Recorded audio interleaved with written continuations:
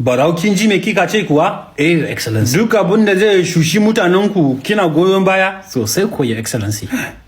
Me yasa shugabannin Arewa ba ku da imani ne? A Najeriya muke. Ba ki sa kako? A'a ni ban faɗa. A ka faɗa man, ka faɗa. Ka faɗa ba komai ba. Ashe dai da gaske ku makiya mutane Arewa ne. Babba masa. To idan yau ka tafi Kano, ka shiga a shiki mota sai ga gawarwakin mutane a kasa akan titi duk sun mutu saboda yunwa ya za ka yi. Your Excellency ai motocin gaba ki ɗaya duk jib ne cikin sauki zai bata kansu. An shiga gida kunna min generator in samu dan Pepsi mai sanyi ina zukawa. Ina lillahi. A to je ka zan ga yadda zan yi. Na gode sa. Hello, Nuhu. Hello sir. Barau lafiyan shi kalau kuwa? Ina fa lafiya.